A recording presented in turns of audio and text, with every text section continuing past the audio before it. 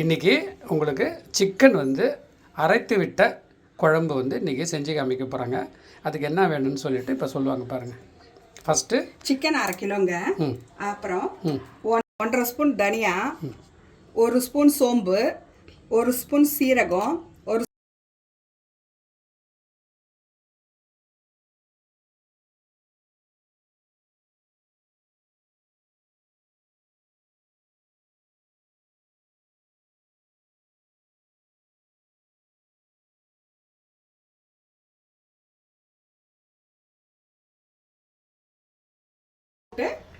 இதெல்லாம் வறுத்துக்கிறதுக்கு எண்ணெய் விட்டுக்கோங்க. தனியா ஃபஸ்ட்டு தனியாக போடுறியா?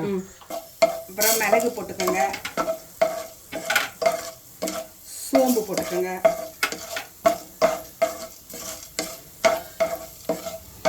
காஞ்ச மிளகாய் போட்டுக்கோங்க,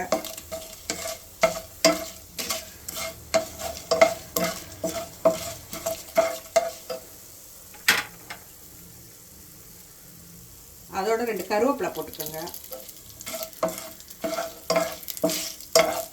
சீரகம் போட்டுக்கோங்க,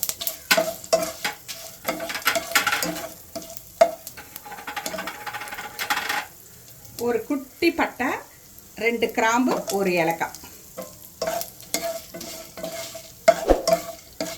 இது 1/2 கிலோ சிக்கனுக்கு கரெக்டாக இருக்கும். இந்த மெஷர்மெண்ட்டோட செய்யுங்க. முந்திரி பருப்பு ஒரு 10.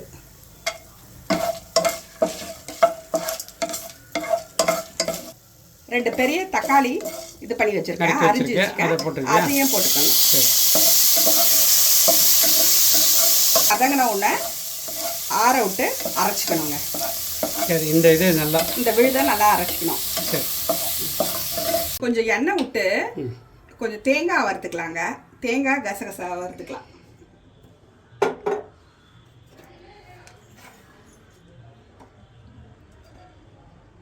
ஒரு 1.5 கை தேங்காய் போடலாங்க. சரி.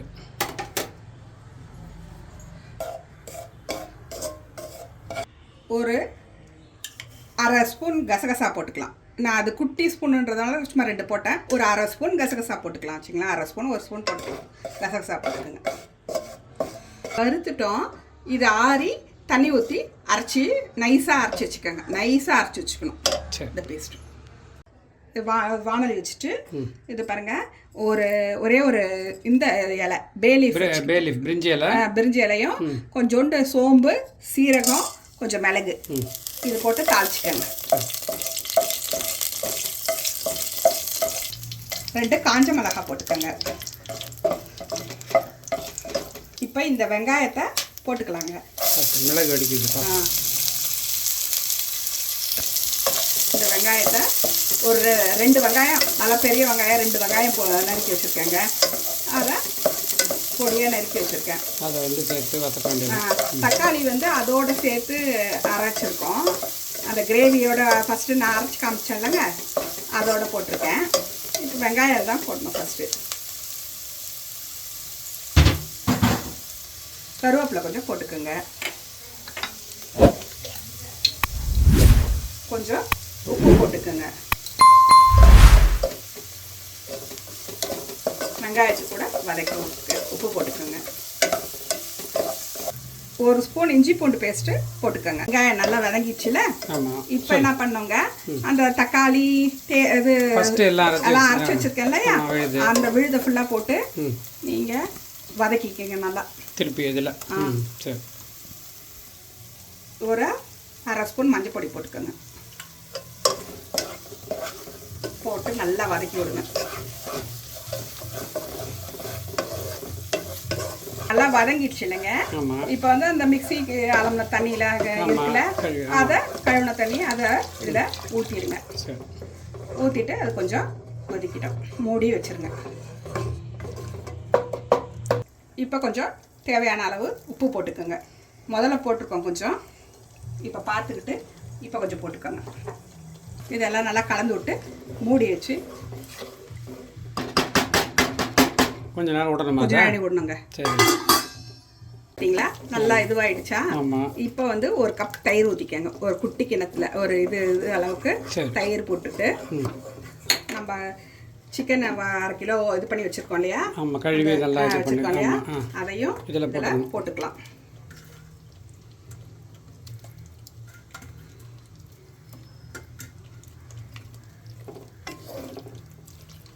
போட்டு இப்போ நல்லா வதக்குங்க. நல்லா எல்லாத்துலேயும் கோட் ஆகிற மாதிரி நல்லா இது பண்ணி அப்படியே வேக விடுங்க. நல்லா இது பண்ணிவிட்டு ஒரு 5 நிமிஷம் 10 நிமிஷம் அப்படியே இந்த இதுலேயே வேகணும். மூடி போட்டு அப்படியே வேக விடுங்க. ஆனால் அப்பப்போ வந்து சும்மா கலரி விடுங்க, அடி பிடிச்சிரும். இது அப்படியே விடக்கூடாது, சும்மா அப்பப்போ வந்து கிளறி விடணும். ஏண்டா இப்போவே பார்த்தாலே சிக்கன் கிரேவி மாதிரியே செம்மையாக இருக்குது போல. இதோட நிறுத்திக்கலாம் போலுங்க சிக்கன் குழம்புக்கு பதிலாக. இல்லை இல்லைங்க, நான் சிக்கன் குழம்பு செய்ய போகிறேன் இல்லையா?